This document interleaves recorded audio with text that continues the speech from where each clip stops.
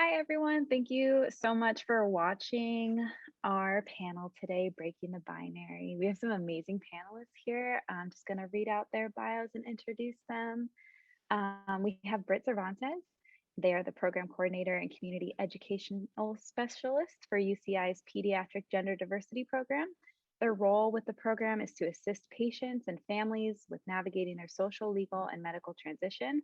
Brit is on the board of directors for the LGBTQ Center OC and is also the co-chair for Transitions Health and Wellness Committee.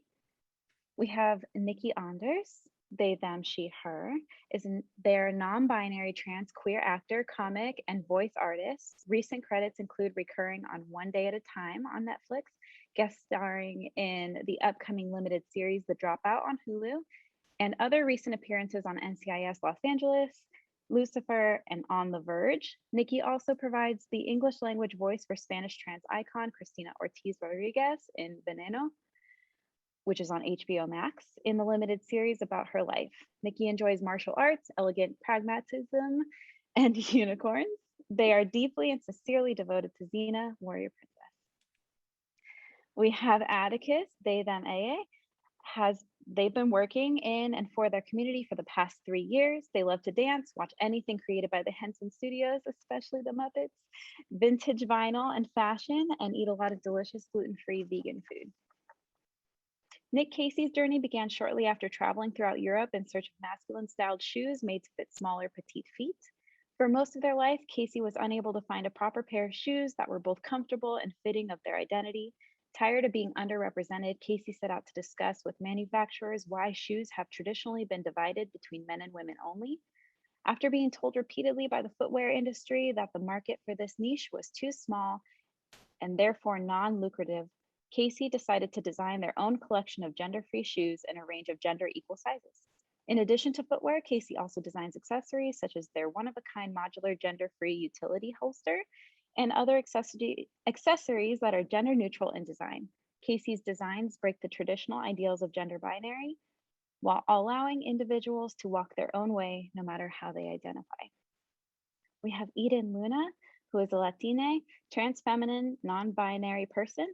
Luna uses they and she pronouns in English as well as eh-yeh pronouns in Spanish. They are the program manager for the Los Angeles LGBT Center's Transgender Economic Empowerment Project, TEEP. TEEP offers holistic support for transgender people in need of legal and economic services. Luna serves as a council member for the Trans Advisory Council, TAC, for the city of Los Angeles, as well as a board member for the Trans Advisory Board, TAB, for the city of West Hollywood. They work with the community to implement policies and procedures for the socioeconomic advancement of transgender, non-binary, intersex people in Los Angeles. Born and raised in Los Angeles, Luna grew up in a low-income migrant single-parent family that struggled with poverty and domestic violence.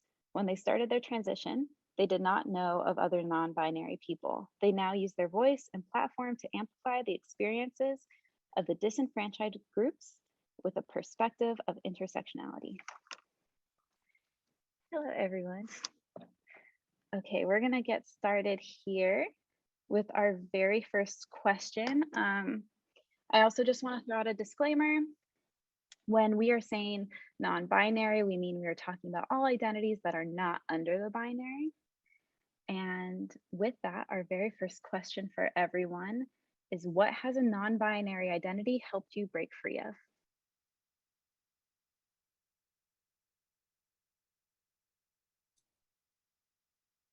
I've got a take on this one. Yeah. I guess, just to offer a segue from the disclaimer into the first question. For me, it might be a little obvious, but a non-binary identity has helped me break from just seeing the world in binary terms, black and white, yes and no.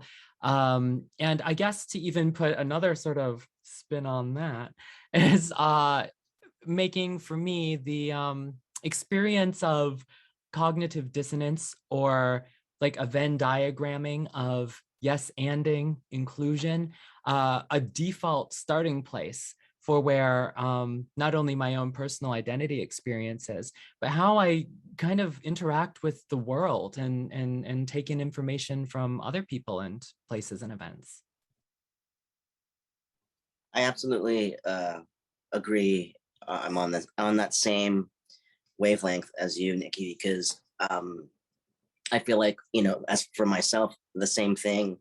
When I realized, like, I went from like living in a very, you know, binary world, especially in the Chinese culture, where it's, you know, everything's very like gendered, right? Roles and whatnot, and status and things like that.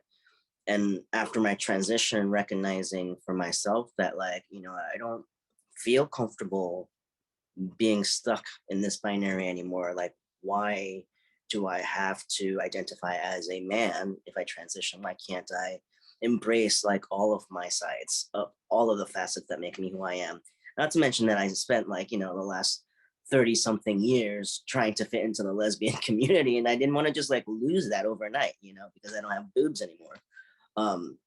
So it really, like, acknowledging my, you know, my non-binaryism, like, helped me just open up my eyes to the world, you know, like you said, where I just no longer see anything in the binary, and like all of a sudden there's like limitless possibilities to everything, you know, and it's such a beautiful thing.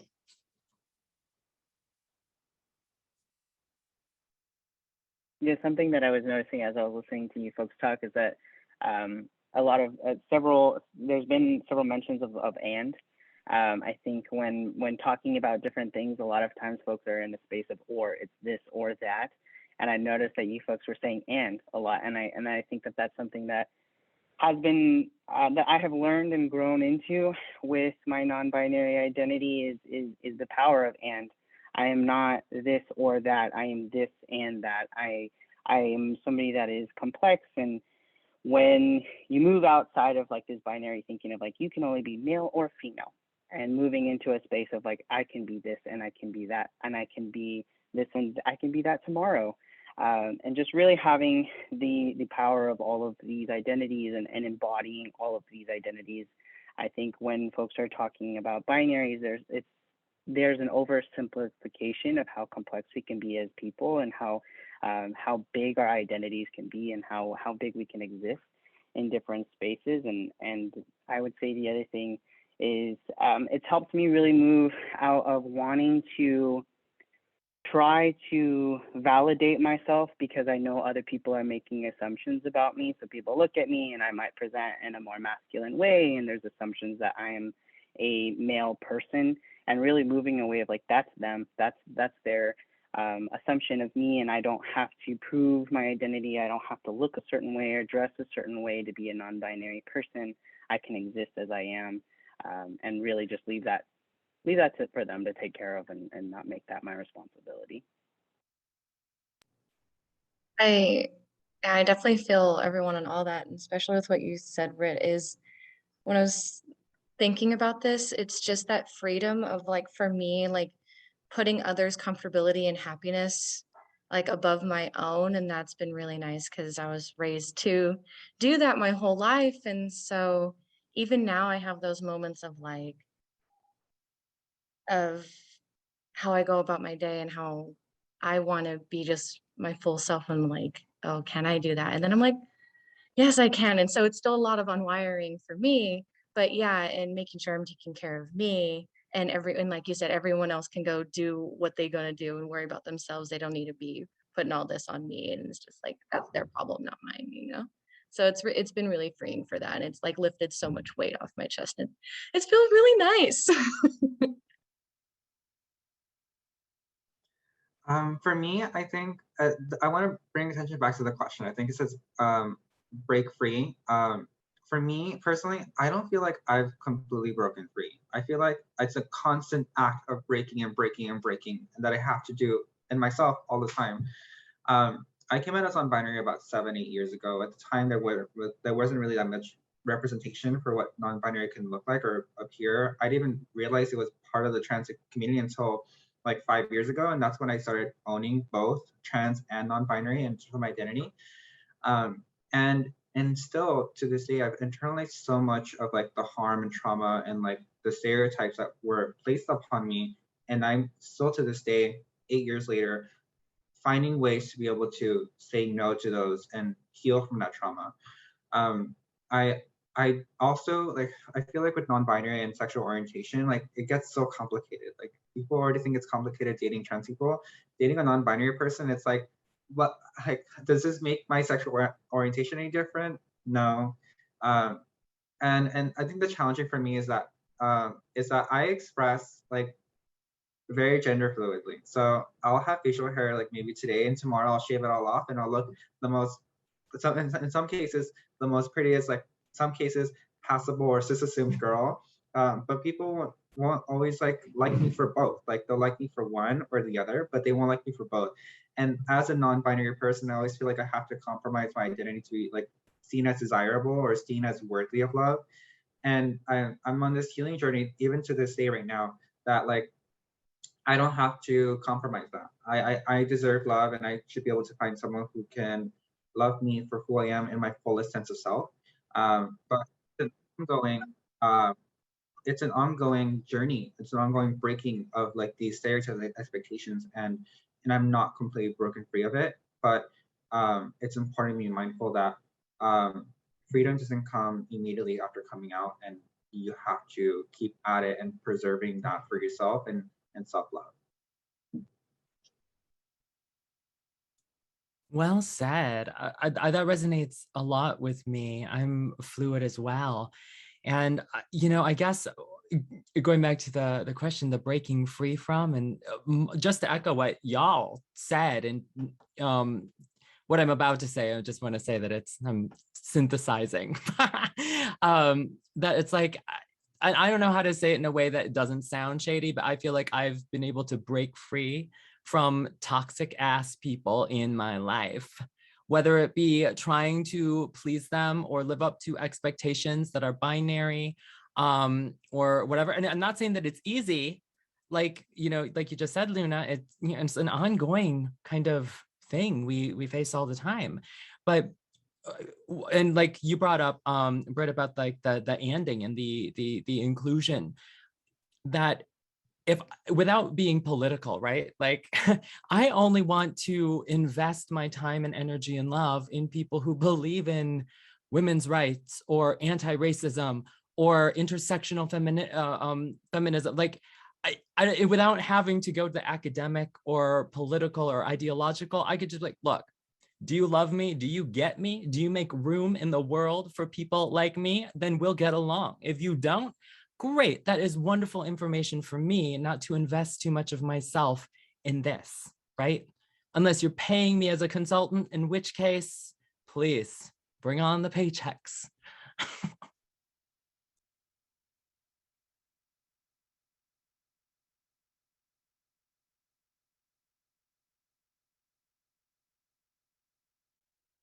I'll just add in here, I think while we prepare for the next question, I really love the idea of and when you all spoke that into the space, I think it really resonated with me too.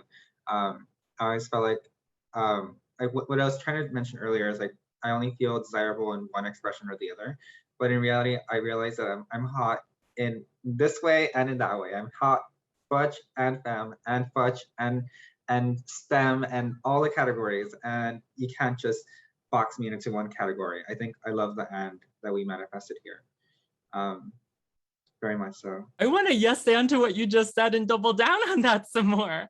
Because like taking back to something that Nick said earlier about, you know, it's like the pressure to be, let's say you are cis, let's say you are a man or a woman, like what is that even? I feel like with the non-binary experience and that kind of expansive overlapping kind of self-acceptance and kind of radically thinking outside the box, actually like that goes for me beyond even, you know, the queer culture and the queer experience, but, you know, to questioning like, okay, so what is a man? What is a cis? What, you know, it's like all the things that say cishet normative culture takes for granted. Like, I don't think that it's necessarily even in there, not to make it an us versus them thing. I'm just semantically, it's to make my point. I mean, I think it's in everybody's best interest to question that which we think is normative, or that which we assume just should have power or influence. And, you know, I don't want to say that we in any way, shape, or form are obligated. But I do think that those of us who have, chosen to be in the public or in the arts, or, well, I mean, not to split hairs, but to be visible in general, to use our voices to participate in affecting positive change in the world. We are kind of the vanguards and the we take the brunt of both being kind of responsible for including voices which maybe don't feel comfortable or are unable to speak out, with sort of that diplomacy work. And I am losing my train of thought, but and this is being recorded, so. I think it's fascinating that, what you just said, because I actually completely agree with you, Nicky. And I've always thought this, not to be narcissistic, but I've always thought like my own, like I recognize my own ability to see things in a more open, progressive way. And I attribute that to not only our queerness, but like our transness and our non-binary, like identities, because we just see the world differently. And I think it's so interesting, as you were talking, I was thinking about how like non-binary, two-spirited, like, that identity has been around forever, right? But I think that modern society, and in fact, in ancient societies, it was revered, right? Like they were the wise ones, they were the chosen ones. And I absolutely believe that that is true, because we have the ability to see the world differently, and that in itself is wisdom, right? Like, and I think that modern society and the patriarchy was what really drove folks who weren't, two-spirited and non-binary to be hidden and like not, something that was visible, right? And I think it's really beautiful how in modern society now, how like in our culture, like it's really just all of a sudden boomed. And it really shows you how progress moves in lightning speed, like exponentially faster as it progresses, right? And I love that, like what they said, by the year 2040 or something, over like 60% of people will start identifying as non-binary, and I just think it's amazing when it's something so beautiful that's contagious, like that everyone will start, like it's like this renaissance, right? Like all of a sudden everyone's minds are starting to expand. So I can't wait to see what that life is going to be like. I'm hoping I'm still alive by then. I wanted to jump in and kind of move us towards our next question. I did want to kind of echo what everyone's saying is so fantastic. And Nick, in terms of like, I loved what you were saying about non-binary folks and two-spirit folks being revered. And if you look back at ancient times, wisdom was revered. I can't think of anything more wise than and like an expanded mind and an expanded view of the world. That is wisdom. So I love that. I just kept thinking like, who wouldn't be, like, why wouldn't those people be revered if they're looking at the world in a way where other minds maybe are not able to yes and or to see such an expanded view. I kind of wanted to bring it back a little bit to what Luna said earlier in terms of coming out as non-binary and didn't even realize that there was perhaps any like strong ties to also that being a potential trans identity or the connections between the two. And the next question kind of tied into that is, have you felt any erasure as a non-binary person within the trans community? I can go in first here. So I think my experience was, I'll speak for myself and I won't speak for anyone else. And this is just my experience alone. When I came out as non-binary 8 years ago, I never allowed myself to feel like I'm also transgender. And because of that, I never thought like medically transitioning would be for me. I never thought that it would be possible. I never thought that it never even occurred to me. I knew that that was for like trans women and trans men, and that's what they do, but not non-binary people. I never even imagined that. And so for up until like this year, I didn't medically transition. I didn't do anything medical because I never allowed myself to feel trans enough. I claimed the trans identity, but still didn't allow myself the permission to do that. And in that process, when I came into LA and the LA trans community in about 4 or 5 years ago, myself as a like hairy femme rocked many worlds, and I still talk about it with a lot of my friends here, who I still work with, like my coworkers and everything. Um, a lot of trans women saw me and they thought like it wasn't exactly a welcoming space. I think a lot of people saw me and perhaps out of safety, I'm not blaming them, perhaps out of safety, they thought maybe I was someone who was like a chaser or someone who was trying to invade or encroach upon the space.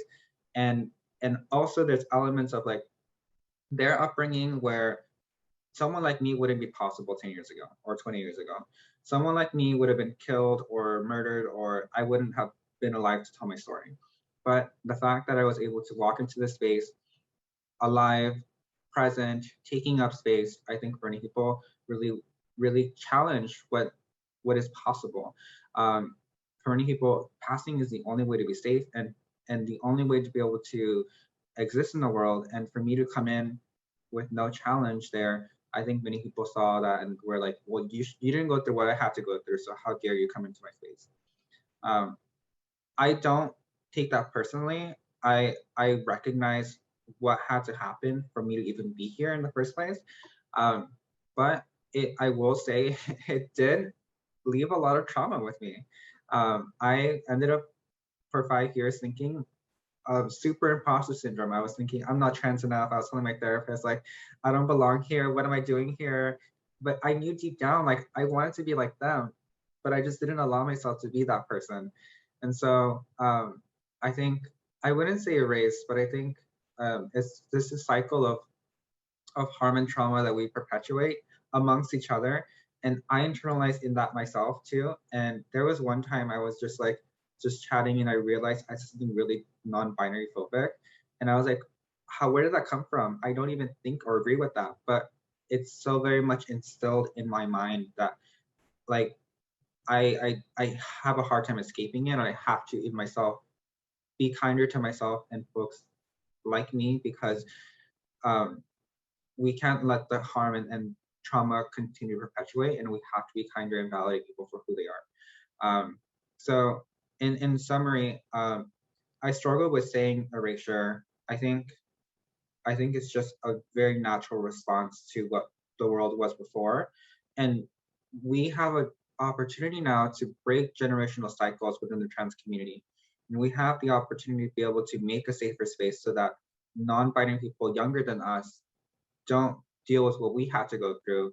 And we no longer have to associate being trans with suffering, with being trans with dysphoria, with being trans and having to do all this and experience all this and have violence, harassment, discrimination. No, we don't have to deal with it any longer. Let's make it better for the younger folks instead of expecting them to go through exactly what we went through. And I'll just leave it at that. Yeah, something that an erasure is definitely the word that is interesting. I haven't felt like outright erasure or even in any sense like hostility for my non-binary identity. I think for myself, there's been some contributing factors to that. I think the assumption is that I am binary identified. I'm oftentimes like cis assumed in a lot of spaces, and people usually think I'm like gay or queer based off of the way that I talk, and gender identity is not necessarily something that folks think about, especially like in cis spaces. But when it comes to like my identity and trying to come to terms with the non-binary identity and transness and where those overlap and where they kind of can exist together, when I first started coming out as different identities and trying to find the label that really worked for me or felt good in terms of my gender, I had never realized that everything that I was picking was non-binary, was under the umbrella of non-binary. But then also on top of that, that those identities were under the trans umbrella. I thought that they were separate. And I think that when it comes to that and being like a non-binary person and trying to see if you fit in a trans space or not, or if you want to claim a trans identity or take up space in the trans community, it can make it difficult because there are so many trans folks. And again, I think it's coming from a place of, you know, trying to validate their own identity and trying to feel seen and feeling like they need to police another person's gender. Because like, if you are non-binary and you are existing in a space, how can I also exist in the same space?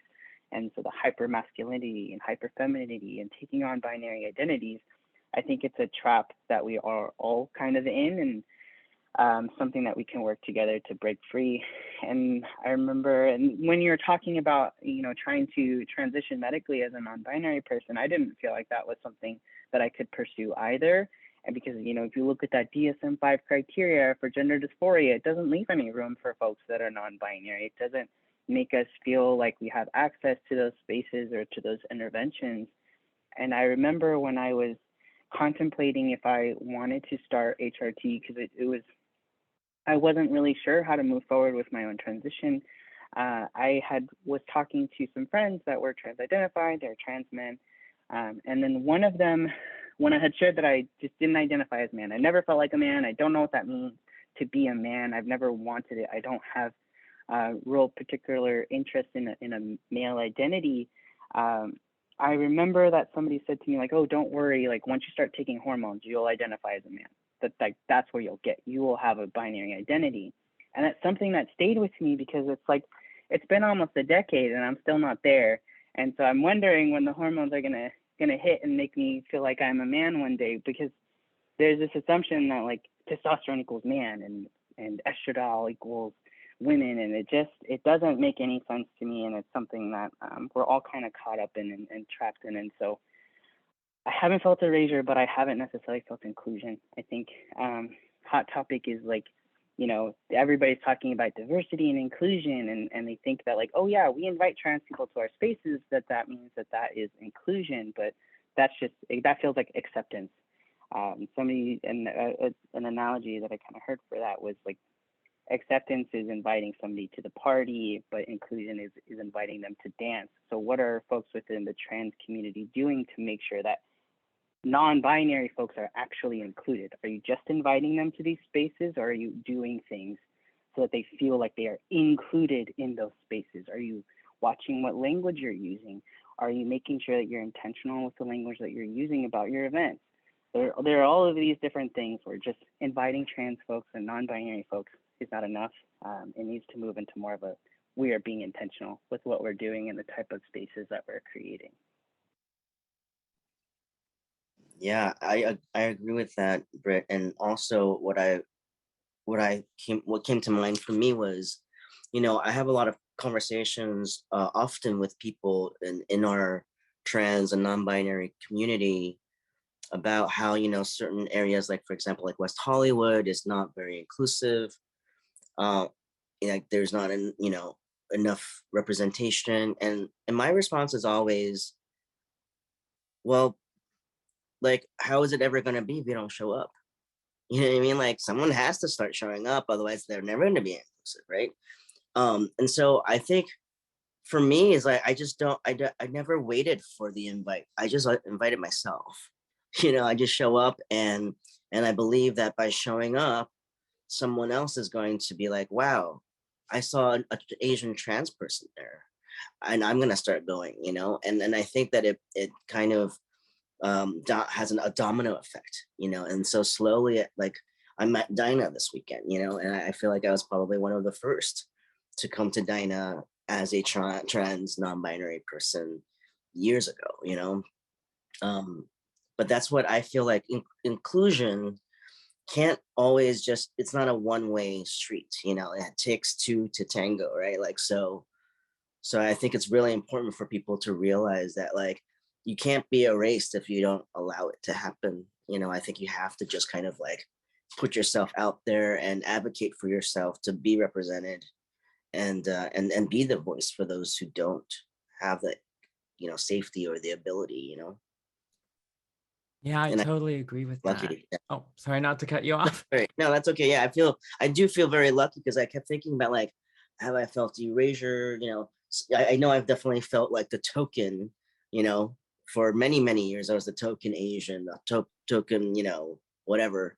And now like I don't mind it so much anymore because it gave me the opportunity to be visible and pave the way for other people to feel comfortable, you know, and so bring it on. Go I ahead. love that. Yeah, that resonates so much with me because it's like, and just to wrap, we're just yes anding. That is the title of our panel today, folks. Yes and, but it's not improv. Because it's like, if the world sets it up to be a cart before horse thing, but we decide no, it's a chicken and egg thing, where it's like, okay, so I need representation, but there is no representation, right? I grew up in a cornfield. There was no such thing as non-binary or trans or anything. It's like the only kind of trans was born in the wrong body, super binary trans. And then once you transition, you forget that you ever had any trans experience. Or, and you know, like, yes, and there's also, you know, all the things I didn't know. And so it's like, well, you know what, maybe there isn't vocabulary, maybe there isn't a celebrity that represents what I feel inside, but you know what, then I'm just gonna have to do that for myself. I don't have the words. I didn't have the words to describe my identity until I was 34. But like, and it's funny because it took that long to realize, oh, so that's what I was trying to say when I was 4. You know what I mean? And so it's like, yeah, it's that generational thing that Luna mentioned. Like I've encountered that too within the community where like I was at this event and I was speaking on my identity, and a trans activist who had been active through like the 80s, right? She approached me and she's like, you know what? I feel like if I was your age, I would also be like non-binary, trans feminine, in the more fluid area. She's like, but at the time I transitioned, I had to fit into a box in order to be who I am. And I'm not saying I'm unhappy with who I am. I'm just glad that in a generation, things have changed so much that there's more room for us to be totally ourselves. I really took that to heart because it wasn't a shamey shade regret thing. It was a recognition of, hey, she is meeting someone who benefited from the work that she and her colleagues had done the generation previous. So, you know, like Nick said earlier, it's like the more that we get that snowball rolling, right, the bigger and faster it gets. I mean, I would love a world of all non-binary fluid identities where we get to know each other you know, about on our personalities, and more than like having to make, like, it's so absurd to me, like, you know, like the gender baby showers and stuff and all that. I'm like, so what about this? Like, it's ironic to me that like TERFs are being essentialist about genitals, and yet cis people are announcing to the world what their baby's genitals are. Like, that's icky to me and weird and absurd. But it's so normalized for so many people, they don't even think about it in that way. And yet they feel the need to police strangers whom they've never met about what bathrooms they can use. It's messed up, but it's changing. Sorry, I just really need to speak to this. I'm so sorry. I hate to take up that much space, but I'm going to be really brief. 3 things. One, I don't agree that visibility and representation is important. I actually strongly disagree there. I think visibility is a trap, and oftentimes I've been in a place where I've been hyper visible in spaces and in violent situations. I think there's a lot of emphasis in the trans community, especially around trans visibility and representation and celebrities and having people represent identities. But I think we get so fixated on that we're missing the bigger picture here. And I think we shouldn't have to be visible in order to be safe. We shouldn't have to be transitioning. We shouldn't have to be doing this in order to be reach the criteria of safety to be able to operate. And so I'm just going to put that out there, put into space that I don't agree with that. But on the other points, I'd love and agree with everything you said. The amount of people that have come to me and said, if I knew that non-binary people existed, I would have done the same too, that were older than me. I get that so many times, and it's kind of sad and heartbreaking, but also super affirming. I think we're doing something good here. but 5 years ago, I feel like when I started even working at the center, I was like the only non-binary person in many spaces. And now I see like 20, 30 people, and now there's non-binary groups for people. And I'm like, that's amazing. And I think we all are having a domino effect on another person, and opening that world for them. I think it's a double-edged sword to visibility, but I think it's important to recognize how hypervisibility can also be super dangerous, especially for trans femme people who are non-binary, who may not always pass. And this need to pass in order to find safety, we shouldn't have to do that. We should be able to protect people for who they are regardless. Also on gender reveal parties, I also want to speak into the room. Intersex people exist, and that's super biased and centralist, and not just a non-binary issue, but intersex people as well. And then I think for me, representation, the person that I wouldn't say representation, but the person that awakened the possibility to be able to be non-binary in such a way for me was Alok. And I think for many people, it's finding that person who opens that door for you. They don't have to be a celebrity, they could just be your friend. And allowing yourself to be able to explore that within yourself as well. I just want to, I love what you just shared, Luna. I just want to, for clarity, push back a little bit on the visibility issue, because I agree that tokenizing and hyperbolizing and politicizing, especially a single person, but even a specific identity, is totally dangerous and morally reprehensible. But in the example that you shared, and I love Alok as well, visibility with a lowercase v, right?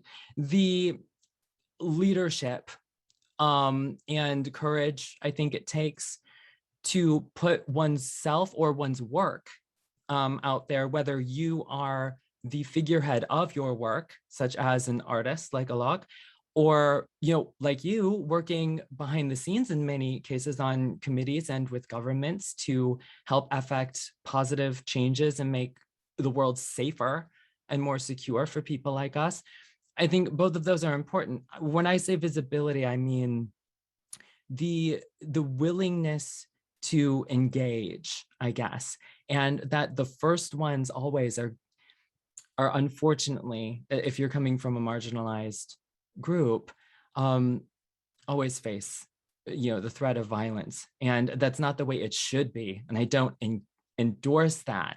So I think it's good and important for you, well, all of us, but in particular this conversation, you, to remind us that in addition to celebrating all the beautiful things, we also really need to keep people safe and make sure that we're thinking about consequences beyond what feels good. I just want to quickly chime in. I understand the concept of, you know, hypervisibility and how that can be dangerous, and I absolutely agree that we should live in a world where it's not needed to be visible, right? But until we get there, the reason why there are more and more non-binary people who are freely out and like proud to be themselves and living their authentic lives is because of the visibility of others, right? So in that sense, I feel like it's, you know, it's just as important for us to see more, you know, people of color and more trans people and more non-binary people in, like, you know, positive, you know, storylines, and, you know, and like in the media and in entertainment, and just like being able to hear and see the stories of the lives of these people. That kind of visibility is, I guess, you know, what I think is important, right? It's also, I think, that it's so easy to, as people who are visible and as like people who have a platform and leaders in our communities, to also give space to other people to be visible, right? So like visibility for ourselves, but then like to uplift others and give visibility to others so that more and more people can be seen and heard, so that one day we don't need to actually worry about being visible anymore. You know, that's the goal.